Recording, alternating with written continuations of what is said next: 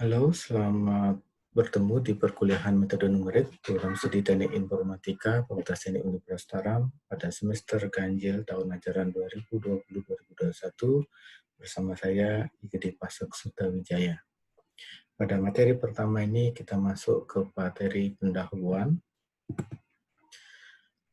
Pada materi hari ini, sebagai langkah pertama adalah saya akan menjelaskan tentang metode perkuliahan yang dilakukan secara daring. Dalam metode perkuliahan ini, kelas A harus mengakses link yang telah disediakan ini dengan enrollment key Magnum 2020A. Perkuliahan akan dilaksanakan untuk kelas A itu adalah pada hari Selasa jam 7.30 sampai dengan 10.00. Sedangkan untuk kelas B, akses link berajahnya tertera pada slide ini, kemudian dengan enrollment key Magnum 2020B. Yang akan dilaksanakan pada setiap hari Senin jam 7.30 sampai dengan jam 10.00. Pada perkuliahan ini akan disediakan video pembelajaran dan disertai dengan diskusi yang dilakukan via Zoom dengan masing-masing ruangan mempunyai ruang Zoom yang berbeda-beda, dan diskusi juga dilaksanakan melalui media chat atau media forum yang disediakan di Rajah. Pertama, mengapa kita belajar metode numerik? Bahwa metode numerik itu mendukung suatu proses riset atau penelitian pada bidang teknik informatika. Sesungguhnya tidak hanya bidang teknik informatika, tapi lebih kepada di bidang rekayasa atau engineering. Ada dua hal yang dipelajari di sini. Itu adalah metode numerik, yaitu bagaimana kita menggunakan metode komputasi pendekatan untuk menyelesaikan permasalahan rekayasa yang berkaitan dengan model matematikanya. Kemudian analisa numerik, itu juga kita akan menganalisis unjuk kerja dari metode yang kita pelajari untuk menyelesaikan persoalan-persoalan rekayasa engineering yang saya sebutkan di atas, untuk mendapatkan metode mana yang dapat kita implementasikan pada suatu kasus tertentu. Berikutnya adalah sebagaimana kita ketahui bahwa persoalan dengan model matematika itu banyak muncul di bidang-bidang ilmu yang berkaitan dengan sains, seperti fisika, kimia, teknik sipil, teknik mesin, teknik elektro, dan juga di teknik informatika serta bidang ilmu lainnya. Nah, model matematika secara sederhana atau umum itu dapat disesuaikan secara analitik dengan syarat bahwa model matematika itu tidak bersifat rumit.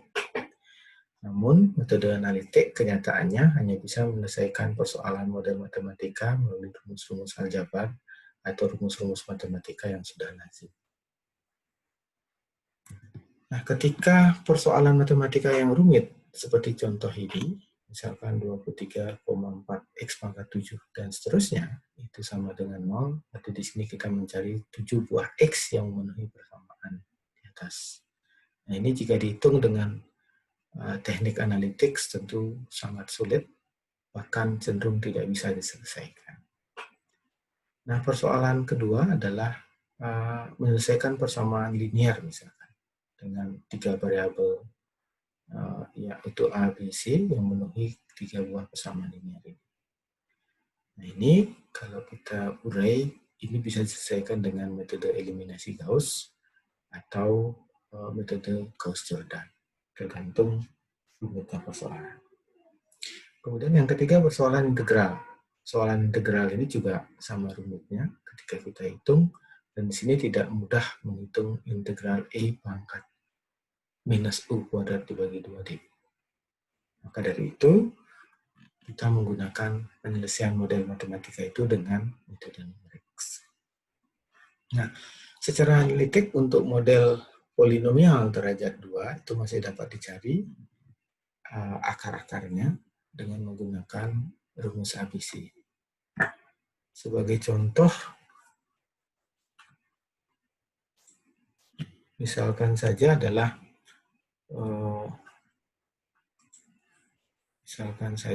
saya punya Y itu sama dengan X kuadrat minus 4.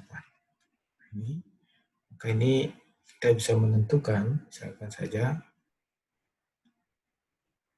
tentukan X sedemikian sehingga Y sama dengan.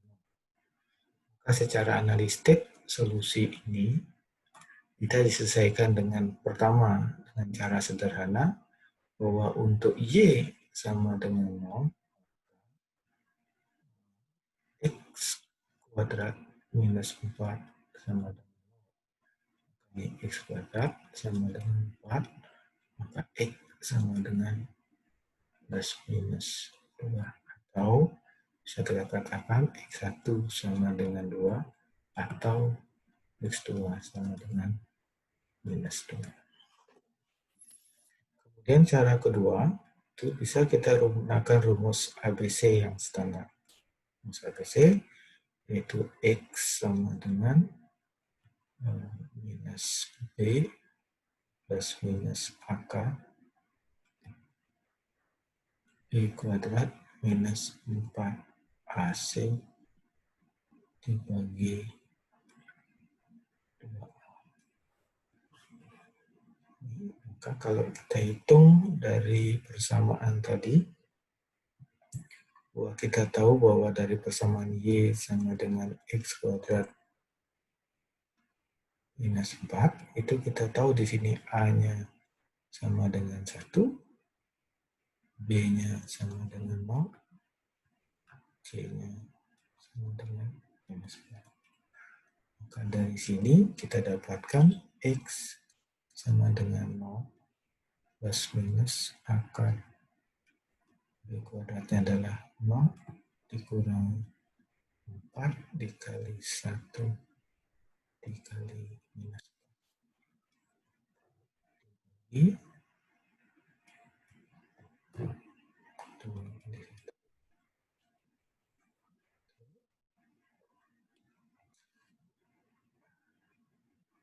Maka kalau kita selesaikan ini, saya teruskan di kanan, misalkan saja di sini.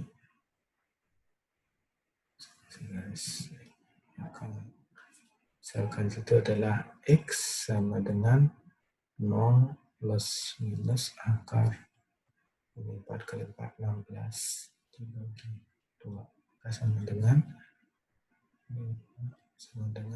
plus minus 4 dibagi 2. Itu sama dengan plus minus 2. Maka ketemu hasilnya adalah sama dengan di kiri, yaitu X1 sama dengan 2 atau X2 sama dengan minus 2. Nah, ini contoh penyelesaian menggunakan analytics yang saya sebutkan di atas, yaitu menyelesaikan persamaan dengan rumus aljabar baku. Nah, sedangkan untuk polinomial yang derajat 3, itu tidak dapat, belum ada rumus aljabar untuk menghitung akar polinomialnya. Yang paling mungkin adalah dengan menggunakan pendekatan pemfaktoran. Namun pemfaktoran tersebut tidaklah mudah untuk derajat yang sangat tinggi. Nah, untuk sistem persamaan linear yang saya sebutkan tadi di atas, untuk 3 kali 3 masih ada solusinya. Namun ketika ordernya menjadi 5 kali 5, mungkin sulit diselesaikan. Kemudian selanjutnya untuk 10 kali 10, bahkan 100 kali 100, itu memerlukan suatu perhitungan yang panjang dan membosankan. Nah, itu dari aspek matematikanya. Kemudian kita lanjut, apa sih perbedaan antara metode analytics versus numerik. Nah, kebanyakan persoalan matematika itu, seperti yang saya sebutkan di depan, itu adalah tidak dapat diselesaikan dengan metode analytics. Nah, metode analytics ini juga merupakan metode eksak yang menghasilkan solusi eksak atau solusi sejati. Nah, metode analytics itu unggul untuk sejumlah persoalan yang terbatas. Tadi contohnya adalah untuk polinomial order 2, karena sudah ada rumusnya, maka dia akan mendapatkan hasil yang tepat dan cepat. Tetapi untuk persoalan-persoalan yang rumit, dia akan mengalami kesulitan atau keterbatasan. Nah, pada kenyataannya, kalau kita melakukan riset bahwa pendekatan atau persoalan-persoalan matematis dari pemodelan riset itu tidak sederhana. Hanya derajat 2, derajat 3, bahkan sesungguhnya adalah sistem persamaan diferensial. Ini yang sulit diselesaikan dengan metode analytics. Maka dari itu, metode analytics tidak dapat diterapkan untuk kasus-kasus yang model matematikanya rumit. Maka metode numerix muncul, itu digunakan untuk memformulasikan persoalan matematika yang rumit, sehingga dapat dipecahkan dengan hanya operasi perhitungan biasa. Hanya plus, minus, bagi, dan kali, tanpa perhitungan-perhitungan yang rumit. Nanti kita contohkan.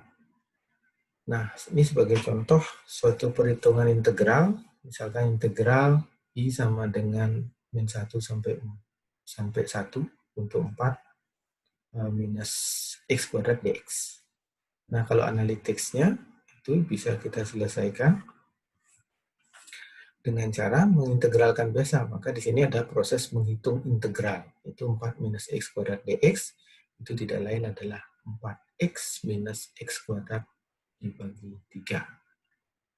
Atau dengan kita masukkan batasannya, maka dari 1 sampai min 1, 4 dikali 1, kemudian dikurangi 1 dibagi 3, dikurangi lagi, masukkan batas min 1-nya, 4 kali min 1, dikurangi min 1 dibagi 3. Itu sama dengan 22 per 3. Nah, itu dalam konsep analytics, penyelesaian analytics, itu berarti kita ada proses menghitung integral. Sebagaimana kita ketahui bahwa menghitung integral tidaklah mudah. Misalkan, bagaimana kalau kita menghitung integral, misalkan E pangkat minus 2x plus sin 2x dx. Nah, ini tentu menghitung integral ini tidaklah mudah.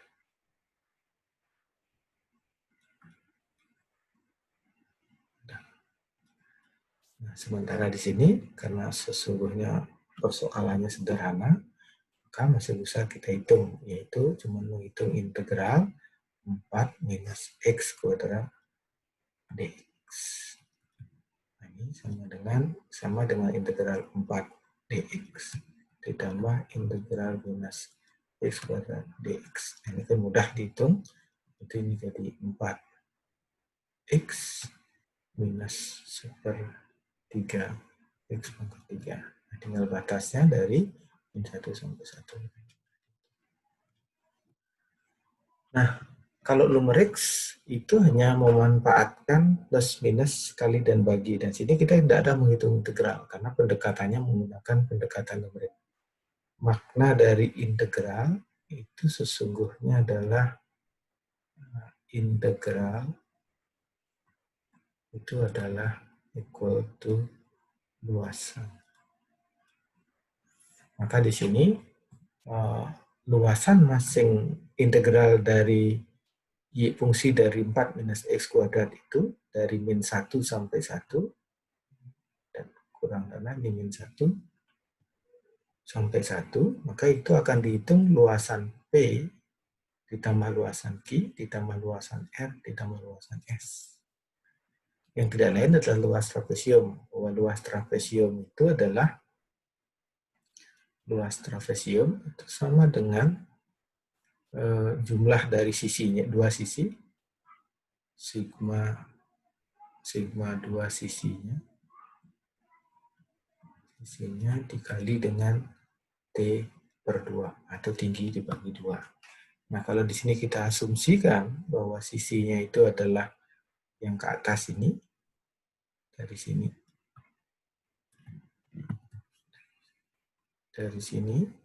kemudian sisinya sampai sini, itu, maka luasannya adalah F-1 ditambah F-setengah, kan ini min setengah, tinggi ini adalah F-1, ini F-setengah, F-1 dikali dengan tingginya kita anggap adalah jarak dari min 1 sampai min setengah itu adalah setengah, dibagi dengan 2.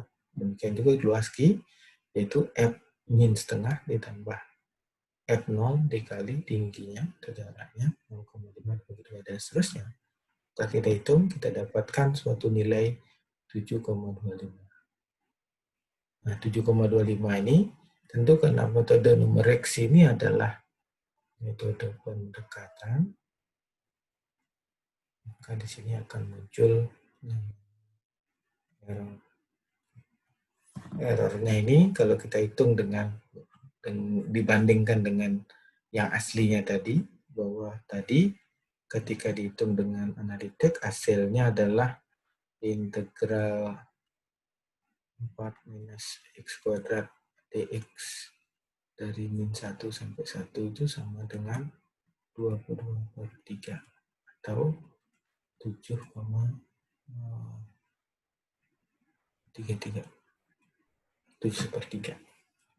Kita dibandingkan, maka terjadi error sebesar 0,083.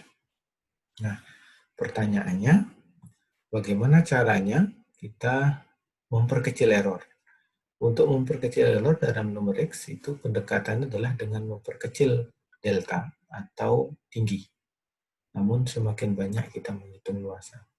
Jika ini dibagi dua lagi, seperti ini, maka luasan P, kalau saya misalkan ini P1, ini P2, berarti untuk luasan P itu sama dengan luasan P1 ditambah P2.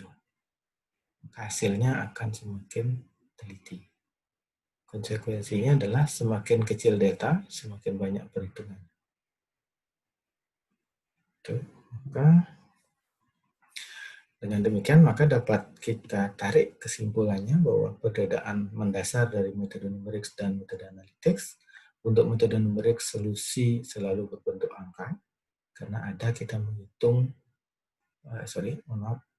solusi dalam selalu berbentuk angka sehingga tidak ada solusi dalam bentuk general. Sedangkan di analitik solusi dapat berfungsi matematik. Misalkan tadi itu untuk integral minus 4 minus x kuadrat dx ini muncul nilai integralnya itu 4x minus 1/3 x kuadrat. Sedangkan di sini tidak ada nilai integral dalam bentuk persamaan. Yang kedua adalah solusi yang dihasilkan adalah solusi pendekatan sehingga muncul error. Sedangkan ini adalah solusi eksak atau sejati. Dari itu dalam numerik sangat penting kita mempelajari kesalahan numerik. Kesalahan numerik itu adalah kesalahan yang timbul karena ada proses pendekatan. Hubungan dari kesalahan dan penyelesaian itu dapat dinyatakan dengan x topi sama dengan x plus e. Dengan x topi itu adalah nilai sebenarnya, dan x dan nilai pendekatan, dan e adalah kesalahan. Jadi nilai pendekatan plus kesalahan itu adalah sama dengan nilai eksak. Kemudian kesalahan lain yang bisa kita gunakan dalam proses analisis numerik adalah kesalahan fraksional, yaitu persentase antara kesalahan dengan nilai sebenarnya. Besarnya error dibandingkan dengan nilai sebenarnya. Apa maknanya? Nah, bisa saya contohkan untuk apa makna dari kesalahan ini.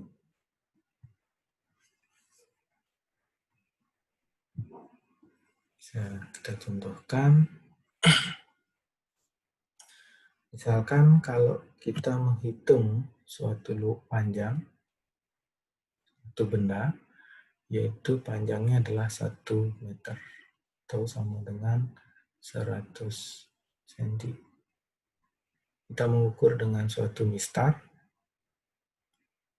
Ini kita ukur, maka kita dapat ini adalah dapatnya 99. Maka ketika dihitung errornya, E-nya itu sama dengan nilai sebenarnya adalah X topi dikurangi ukurannya yang kita ukur. Itu 100 dikurangi 99. Ini errornya adalah 1 cm. Kemudian berikutnya, ketika kita mengukur, ini saya misalkan objeknya adalah meja. Sedangkan di sini misalkan saya mengukur suatu rel kereta api.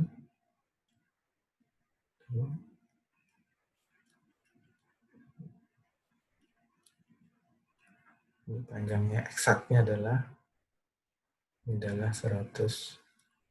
meter. Itu dengan kita ekivalensi ini adalah 10.000 cm.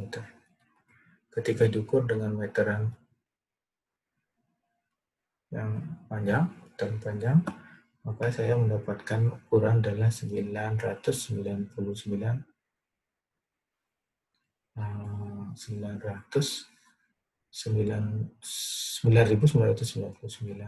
cm. Maka ketika kita hitung errornya, itu sama dengan 10.000 dikurangi 9.999, ini juga sama dengan 1 cm. Kesalahan pengukuran di sini sama dengan di sini, itu sama 1 cm. Tapi ketika kita hitung dengan kesalahan fraksional, ini adalah E dibagi dengan X topi, maka di sini kita dapatkan 1 dibagi 100 dikali 100%. Itu sama dengan 1. Sedangkan di sini kalau kita hitung fraksionalnya, itu adalah 1 dibagi dengan 10.000 dikali dengan 100. Maka ini sama dengan 0,001. Maka pengukuran yang kedua itu jauh lebih baik daripada pengukuran yang pertama. Nah, ini kegunaan dari kesalahan fraksional. Sama-sama salahnya 1 cm, tapi pengukuran di kanan tuh jika dihitung dengan suatu kesalahan fraksional, maka hasilnya lebih teliti. Tuh, kemudian di kesalahan numerik itu kadang-kadang kesalahan fraksional itu tidak dapat dihitung karena nilai eksaknya tidak diketahui. Namun bisa didekati dengan kesalahan fraksional menggunakan pendekatan terbaik. Artinya bahwa error itu dicari dari selisih nilai pendekatan ke N dengan pendekatan N-1. Karena solusi numerik itu menggunakan solusi iterasi. Nah, perhitungan kesalahan semacam ini itu sering digunakan untuk mencari suatu konvergensi dari proses iterasi dalam metode.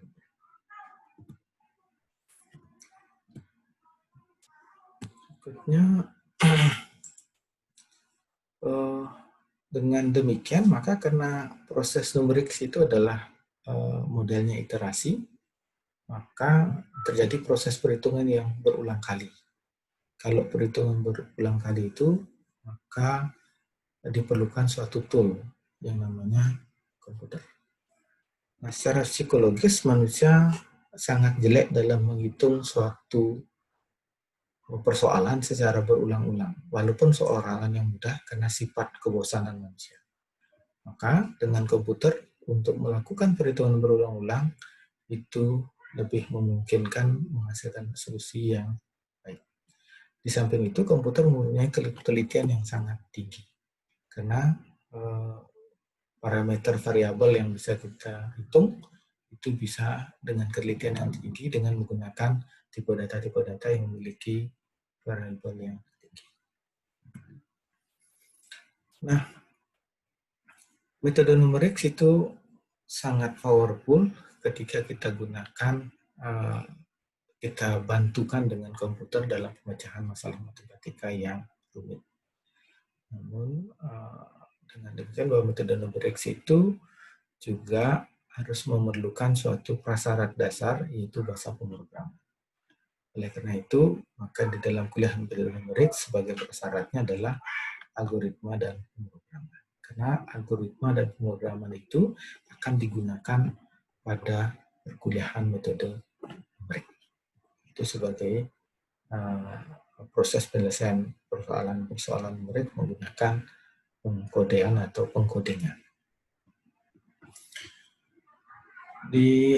Selain itu, bahwa metode numerik sangat unggul juga dalam menyelesaikan persamaan sistem linear. Sistem persamaan linear yang besar. Misalkan persamaan sistem linear yang berukuran sangat besar, seperti 1000 kali 1000, itu secara analitik tidak mungkin diselesaikan, namun dengan komputer itu menjadi cepat.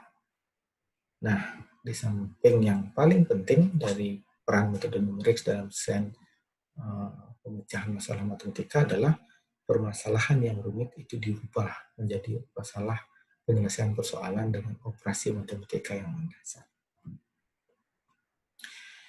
Nah, dalam kuliah pendahuluan ini akan saya uraikan silabus dari perkuliahan, yaitu yang pertama di minggu ini saya akan menjelaskan tentang pengantar analisa atau metode numerik dengan prioritas motivasi, aturan perkuliahan, dan tugas. Kemudian yang berikutnya saya jelaskan sedikit tentang review kalkulus yang berkaitan dengan matematika dasar atau kalkulus yang telah diperoleh sebelumnya. Saya akan review secara cepat. Kemudian yang berikutnya adalah konsep galat. Kenapa galat penting? Karena dalam penerapan metode numerik dalam menyelesaikan persoalan matematika itu adalah merupakan solusi pendekatan, maka kita perlu memahami konsep galat agar galat yang dihasilkan sangat kecil. Kemudian yang berikutnya adalah solusi sistem nonlinear. Nah, sistem linear ini adalah kita terapkan dengan metode tertutup atau pengurung dan metode terbuka. Nah, kemudian kita analisa dari kedua metode itu mana yang paling efektif untuk kita gunakan ketika kita menemukan persoalan-persoalan matematika sistem nonlinear. Kemudian untuk sistem persamaan linear ada banyak di kalkulus atau sistem linear mungkin telah diperoleh eliminasi Gauss. Namun di sini akan kita tambah dengan eliminasi Gauss-Jordan dan metode dekomposisi. Dekomposisi pun yang akan diajarkan hanya yaitu dekomposisi LU. Saya tidak akan mengajarkan yang lain, tapi yang paling penting adalah ini. Kemudian di berikutnya ada pencocokan kurva, yaitu menggunakan regresi linear, kuadratik, dan kubik, serta polinomial. Kemudian yang dilanjutkan juga dengan interpolasi. Nah, regresi ini itu kita akan mencari suatu fungsi yang mendekati titik-titik data yang diketahui. Kemudian di interpolasi itu adalah digunakan untuk menentukan titik di antara data yang tidak diketahui dari titik-titik yang diketahui. Sebetulnya regresi dan interpolasi sangat berkaitan, maka di dalam interpolasi akan dipelajari adalah interpolasi Lagrange sama beda terbagi Newton. Sedangkan spline linear dan kuadratik itu tidak akan dibahas. Kemudian yang berikutnya adalah integrasi numerik. Di sini akan dibahas metode Vias dan metode Newton-Cotes. Nah, ini akan kita bahas. Ada metode Viasnya ada segi 4, trapesium dan titik tengah. Sedangkan Newton-Cotes-nya ada aturan trapesium, Simpson, dan 3/8 Simpson. Nah, sedangkan integral ganda, kuadratur Gauss, itu akan dibahas secara mendalam. Kemudian ada turunan numerik. Nah, turunan numerik ini walaupun disedia, tapi jarang dipakai karena menentukan turunan jauh lebih mudah dari menentukan integral. Maka sebaiknya turunan itu lebih diselesaikan dengan cara analitik. Namun ketika analitik tidak dapat ditentukan, maka turunan ini bisa digunakan. Namun errornya sangat besar. Kemudian yang berikutnya adalah persamaan diferensial. Nah, di sini yang agak lama, kita akan membahas dengan metode Euler, kemudian Runge-Kutta. Nah, dari ketiga metode ini, kita akan gunakan untuk menyelesaikan sistem persamaan diferensial dan persamaan diferensial parsial.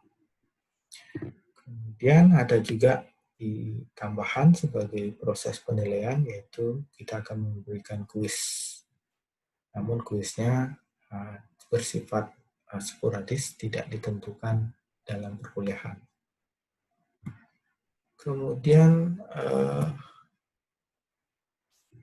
aturan perkuliahan atau kontrak perkuliahan ini dalam metode numerik terdiri atas pertama komponen penilai.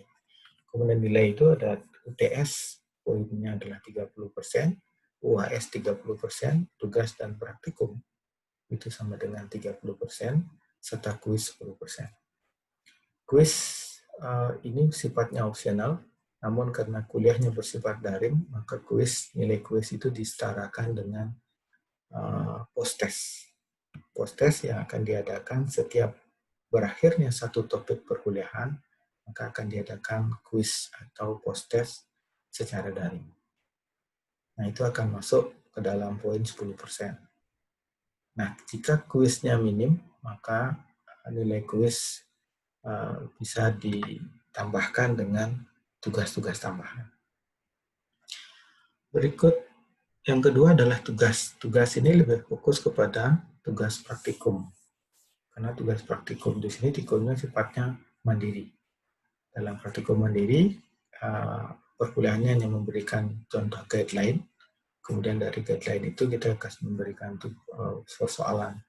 soal matematika untuk diselesaikan menggunakan tool-tool bahasa pemrograman. Tool bahasa pemrograman yang bisa dipakai dalam perkuliahan ini yaitu Octave, MATLAB, Freeman, atau tool pemrograman C, Pascal, Java, atau yang lainnya. Bisa juga memakai Python, tidak dibatasi. Namun, jika memungkinkan bisa menggunakan Freeman. MATLAB better, lebih baik MATLAB, tetapi MATLAB itu sifatnya adalah tidak free license. Namun PSTI tidak mempunyai software license atas MATLAB, maka tidak disarankan menggunakan MATLAB. Baik menggunakan Octave atau Freeman untuk toolnya. Nah, daftar pustaka acuan yang saya gunakan adalah Numerical Method for Engineering dari Stephen C. Chapra, kemudian metode numerik untuk teknik informatika dari Pak Insinyur Rinaldi Munir, kemudian dari metode numerik dari Pak Joko Lukmanto. Masalah buku itu akan disediakan di Berajah, dan di link Berajah itu kami akan sediakan buku-buku yang berkaitan dengan ini. Di samping akan disediakan juga video pembelajaran dan video pembahasan contoh soal maupun yang lainnya yang berkaitan dengan satu topik perkuliahan. Nah, kira-kira itu yang dapat saya sampaikan pada pertemuan ini. Mudah-mudahan dapat dipahami dan kita akan bertemu pada sesi diskusi dan tanya jawab pada perkuliahan daring selanjutnya. Sekian, terima kasih, sampai jumpa.